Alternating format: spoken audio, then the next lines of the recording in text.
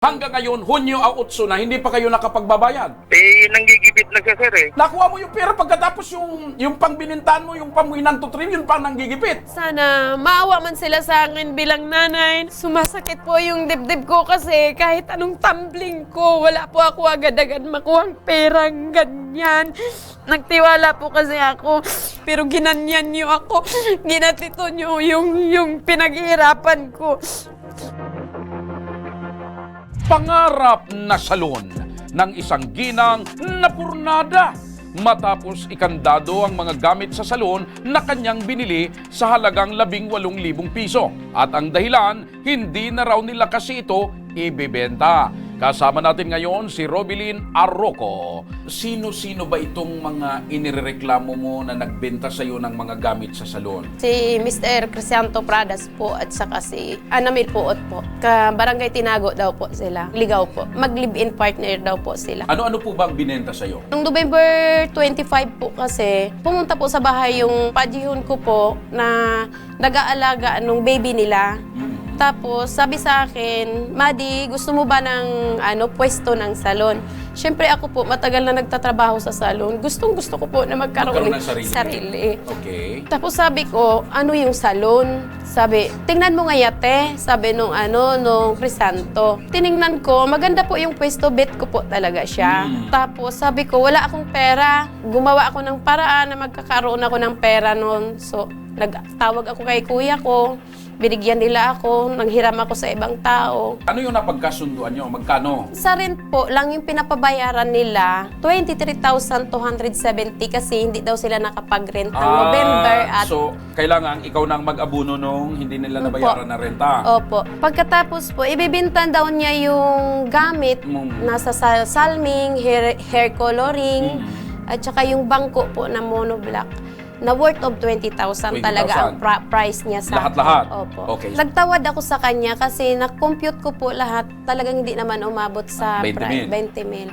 So 18 sabi niya Nagkasundo fix kayo? niya. Opo, Okay. nagkasundo. Naibigay mo ba yan? Naibigay ko po yung 18 po. Tinanggap nila? Tinanggap po ni Personal Crisanto. ba yun? Personal po. Nandoon sa harap yung misis? Wala po si Mrs., hindi po humarap si Mrs. Sino ang testigo na tinanggap ni Crisanto? Si Roque Kidip, Mary Rose Olaguer, Marlon Arroco, si husband po.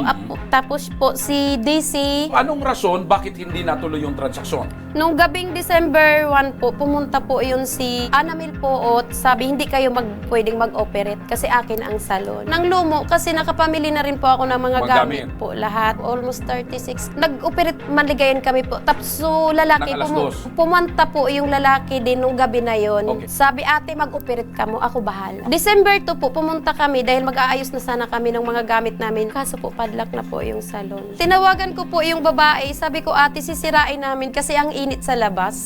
So, sinira ni Agum ko yung padlock. Tapos sabi, sige, sirain nyo, trespassing kayo dyan. Okay. So, dumating po yung babae, nagwawala siya. Tapos? Ako may karapatan, trespassing kayo dito, wala kayo ditong karapatan. Wala akong alam sa transaksyon ninyo, sabi niya. Pumunta ako ng barangay. Nagreklamo ka? Nagreklamo ako. Anong nangyari po? Pagdating doon sa barangay po, ayun, pinatawag si Crisanto. Sumipot man siya, pinatawag si Anamil. So nag-usap sila doon kasi ang dahilan daw kay Anamil. Umarang siya. Nag-usap sila, tapos di nagkaintindihan, nag-walk out. Hindi yun natapos. Kinabukasan naman, si Crisanto na lang po. Si Anamil pumunta sa pwesto, kasama po yung nagpahiram sa akin ng pera.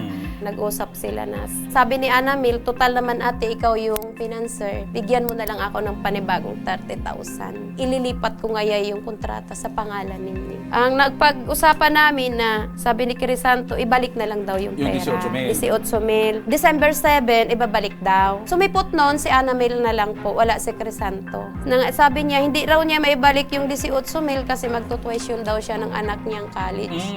So nangako siya ng January 15, ibigay daw niya yung pera with percent po. Nangyari ba nung January? Hindi rin po. Makakausap natin sa kabilang linya si Crisanto Pradas at si Anamel Puot. Totoo ba na inalok mo sa kanya yung salon, mga gamit ninyo sa salon? Opo. Totoo ba na binayaran ka ni Robilyn ng 18,000? Hindi po. Meron pong kasulatan galing sa barangay na inako niya na opo, nagbigay po si Robilin ng 18,000 at pinirmahan po niya Okay. May pinirmahan ka pala sa barangay, inaamin mo na nagbigay sa iyo ng 18,000 si Robilin. Sir, hindi po buong 18,000. Una po 5, sumunod 13. Oh, magkano? 18 po. Oh, 18 pala.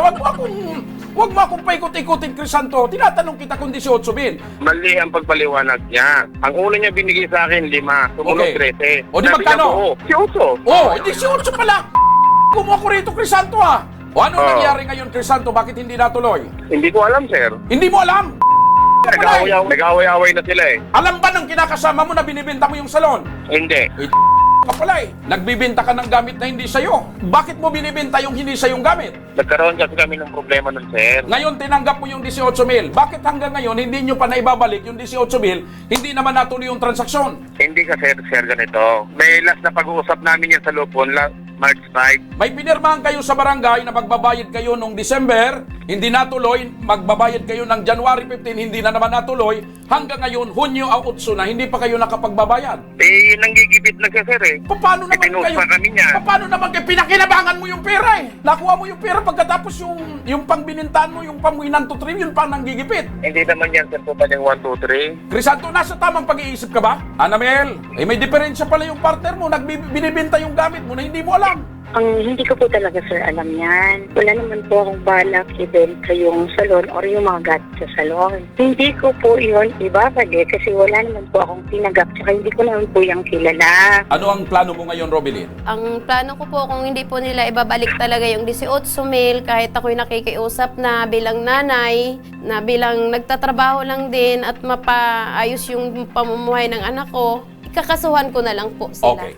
Hindi ko alam kung saan ako hahanap ng pangbayad kasi nag-resign ako sa trabaho. Nag-resign din yung anak ko dahil sa sinabi nilang salon na yan. Kaya wala po akong pangbayad. Ngayon po, gusto na po nung inutangan ko na mabayaran ko po siya. Sumasakit po yung dibdib ko kasi kahit anong tumbling ko, wala po ako agad-agad makuhang perang ganyan. Sa kagustuhan kong magkaroon ng sarili dahil napapagod na nga po akong mangamuhan na ganun po ang nangyari. Nagtiwala po kasi ako.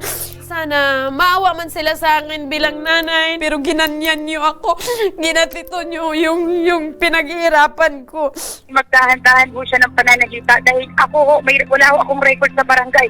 Ni sa barangay na naloko ako at nambalasubas ako ng tao. Sinungaling Ngayon, ka talaga, ang Anamel. Magkaharap tayo. Ano kung Nagkiusap magiging ako sa'yo. sinungaling, Ma'am Roby? Nakiusap Hindi ako nga sa'yo. po kita Sabi ko, kilala. "Te, pag-usapan natin to. Niloko ako ng Hindi partner kita mo. kilala. Pero ginawa mo Wala sa akong akin. ginagawa Sabi sa'yo mo, na wala akong 18,000. pakialam sa'yo.